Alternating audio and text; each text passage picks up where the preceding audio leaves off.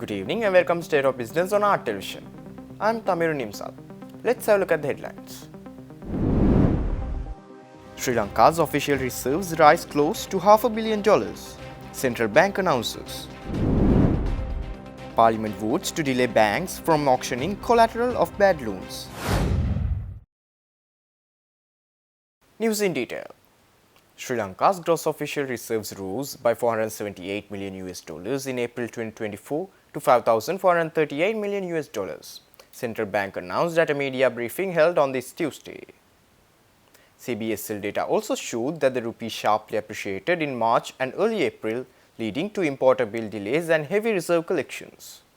Sri Lanka's net international reserves improved radically to only a negative $404 million by end December 2023 from minus $3,229 million in 2022, sharply overperforming the IMF target of a negative $1,592 million by not cutting rates hastily and boosting confidence. Despite reserves collection, despite higher real rates, the economy has started to recover strongly amid currency and monetary stability.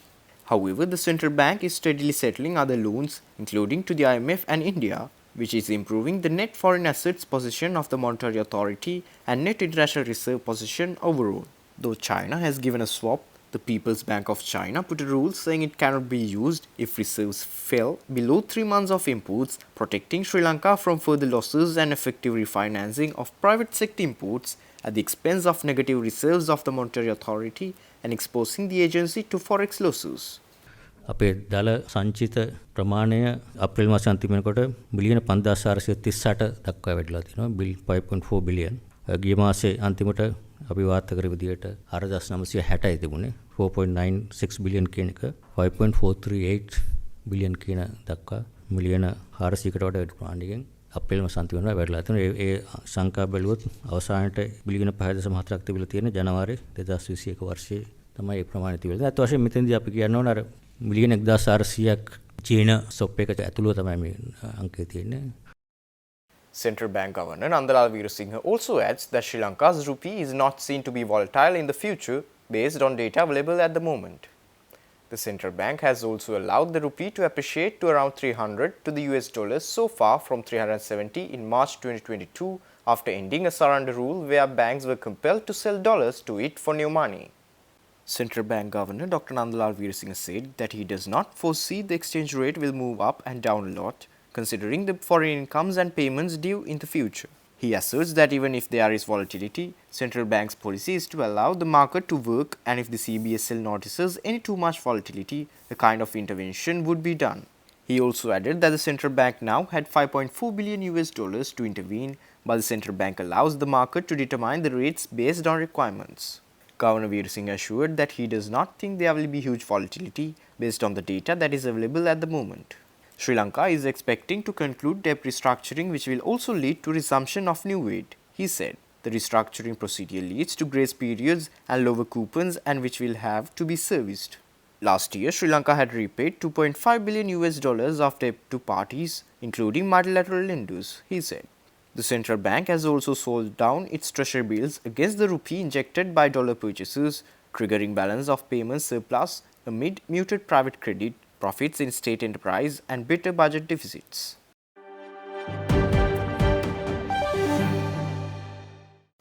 Sri Lanka's parliament on Tuesday voted to pass an amendment that will delay banks from auctioning collateral of bad loans by board decision.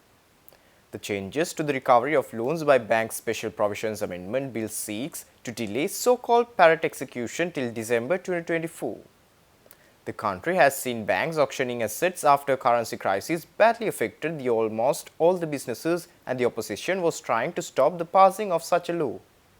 Parate execution is a right that only the state banks had for a long time, and only in 1990 by this special legislation this power was given to the other banks, where the directors of the bank by a resolution could decide to sell by auction property that had been given as security without having to file a mortgage action in court. This had led to a lot of injustice being caused to borrowers. I know that there are habitual defaulters who borrow and do not repay banks, they must repay. There's no question about that. But this particular procedure made banks the owners of real estate in the country. They lent without proper supervision, and when the businesses had to face various difficulties like the financial crisis or COVID-19 or something else that was peculiar to that particular industry, they had to lose everything and didn't have an opportunity to even defend or correct the account balances. I'm actually asking the government, it's a welcome move to suspend the operation of Recovery of Loans by Banks Act to recover by parate execution temporarily, but I urge the government to consider removing this power from the banks.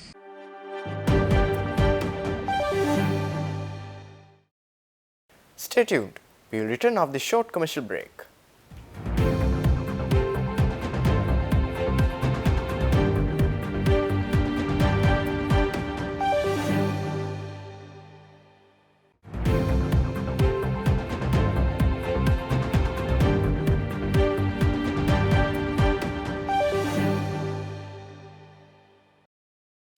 Welcome back after the break. Secretary to the Ministry of Foreign Affairs, Aruni Vijayawardena, welcomed a 16-member delegation from the National Defence University of Pakistan, currently undertaking the National Security and War Course 2023 and 2024 in Colombo on Tuesday. The delegation, comprising senior military and civil officials, visited Sri Lanka as part of their regional course study tour. During the court's call, Secretary Vijayawardena emphasized the strong ties and close cooperation between Sri Lanka and Pakistan. A presentation on the foreign policy of Sri Lanka was delivered by Maxwell Kegel, Director of the Foreign Secretary's Bureau, followed by an interactive session. Air Commodore Faisal Fazal Muhammad Khan led the Pakistani delegation with the presence of Director General of the South Asia Division, Niluka Kadrugamur, and senior officers from the Sri Lanka Army. The visit underscores the multifaceted cooperation between Sri Lanka and Pakistan in the defence sector, reflecting shared interests and commitments to regional security and stability.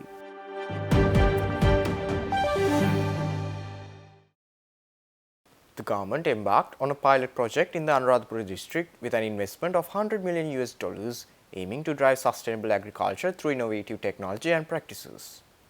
A memorandum of understanding was signed between the government and Nevita Company of Portugal at the Presidential Secretariat on Tuesday.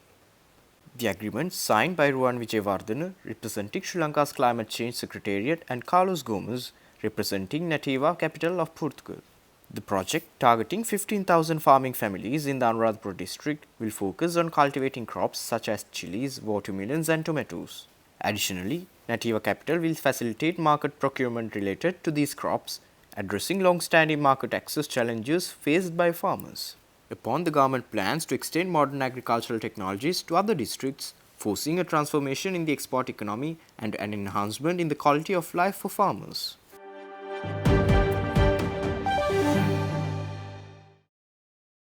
The Sri Lankan government has greenlit a 20-year power purchase agreement with Adani Green Energy for the establishment of wind power stations with a capacity of 484 megawatts in Mannar and Puneri.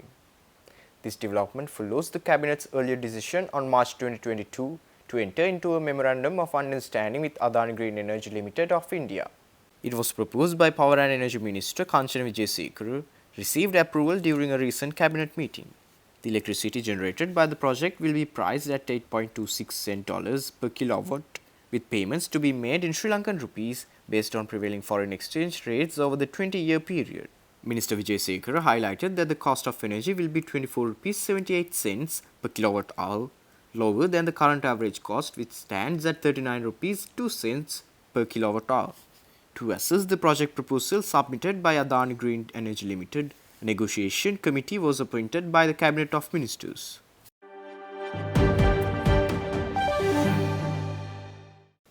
Stay tuned for stock update.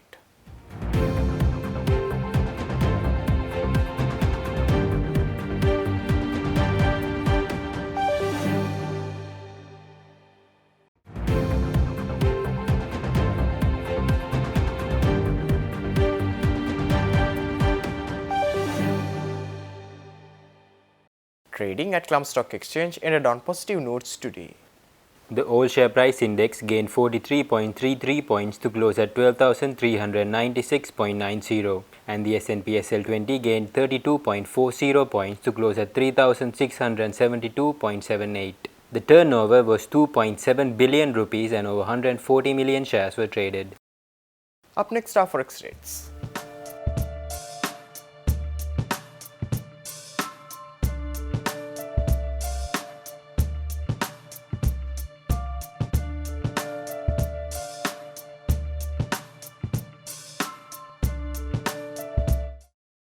That's all our news for today. For this and more, subscribe to our channel on YouTube and follow us on Facebook. Take care and good night.